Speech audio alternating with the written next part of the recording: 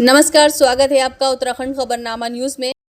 हल्द्वानी गोला पुल की approach road विगत दिनों बरसात में बह जाने के बाद पुल में आवागमन बंद है, जिस वजह से गोलापार, चोरगुलिया, खटीमा, टनकपुर सहित पर्वतीय इलाकों की तरफ हल्द्वानी से बाईपास होकर जाने वाला पूरा यातायात बाधित है। कांग्रेस और अन्य सामाजिक संगठन पूर्व में 2 बार प्रशासन को पुल के जल्द खोले जाने और वैकल्पिक मार्ग बनाए जाने की मांग को लेकर ज्ञापन दे चुके हैं। बावजूद इसके अभी भी पुल का स्थलीय निरीक्षण ही हो रहा है। इन्हीं के मद्देनजर आज कांग्रेस ने गोलापार गोला पुल के पास चौराहे में विशाल धरना प्रदर्शन शुरू कर दिया है।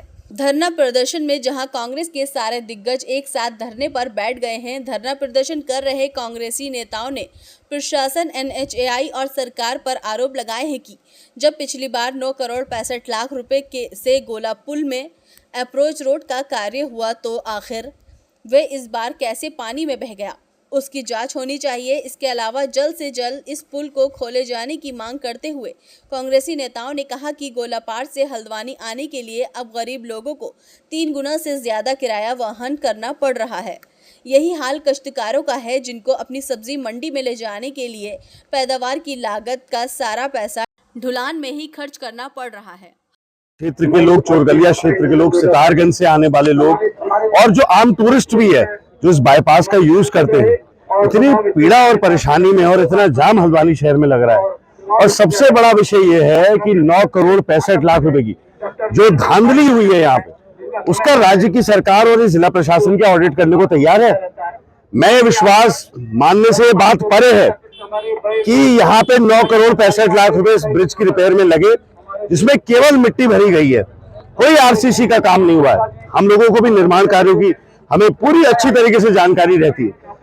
अवश्य NHAI के अधिकारियों का और इस कार्य का ऑडिट होना चाहिए। साथ ही साथ स्टेडियम, अंतर्राष्ट्रीय स्टेडियम, अभी मैं देख रहा हूँ देहरादून में उत्तराखंड प्रीमियर लीग हो रही है, OTT प्लेटफॉर्म पे ब्रॉडकास्ट हो रही है। क्या हल्द्वानी के साथ ऐसा भेदभाव?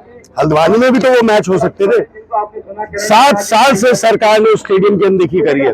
7 साल से यहाँ हमारा ISBT इन्होंने गायब कर दिया, हमारा जू गायब कर दिया। लाखों लाख लोग, मैं इसको कहने में गुरेज नहीं और मैं बड़ी संख्या नहीं बोल रहा हूँ, लाखों लाख लोगों का रोजगार इस स्टेडियम से, इस ISBT से और इस जू से यहाँ पे अर्जित हो सकता था, लेकिन उन्होंने वो सारी संभावनाएं खत्म कर दी है। आवाजाही के लिए आज हम यहाँ पे बैठे हैं, स्टेडियम की खस्ता हालत के लिए बैठे हैं। अव्यवस्थाओं का अंबार जो इस डबल इंजन सरकार के नेतृत्व में है, उसके खिलाफ हम यहाँ बैठे।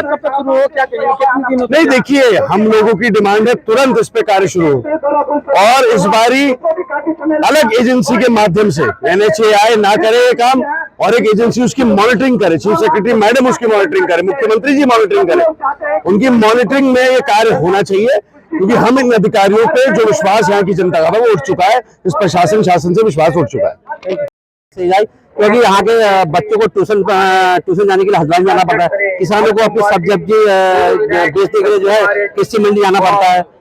जितने भी लोग हैं, बुजुर्ग लोग हैं, क्योंकि मैं खुद ट्रेन में रहता हूँ, मेरी ग्राम सब लोग कैसे जाएंगे, मुझे ये समस्या आ रही है। क्योंकि हमारा गोलापुर कम से कम 2000 की आबादी को बहुत बड़ा नुकसान हुआ है, बहुत बड़ी हानि हुई है। टेम्पो का किराया बढ़ गया है, लोगों की आम जिंदगी कैसे गुजर बसर कर रहे हैं, बहुत बड़ी मुश्किल से गुजर बसर। क्या भाजपा पर तो भरोसा रह नहीं गया। रही बात अधिकारियों की, वो खरबूजे को देखो, खरबूजा ऐसा रंग बदल रहा है कि उनको जनता की समस्याओं के बजाय टूटी सड़कें, उखड़े पुल, डेंगू, सांड घूम रहे हैं, उनके बजाय उनको वो गोद में ले लेकर के भारतीय जनता पार्टी के नेताओं को पूरे गली गली मोहल्ले घूम रहे हैं, उनकी तैयारी करा रहे हैं। असल में भारतीय जनता पार्टी ऐसी बारात बन गई है ना, ऐसी शादी बन गई है जिसमें ना दूल्हा है, ना दुल्हन है, ना बारात है, ना पंडाल है, ना पंडित जी है, कोई नहीं है।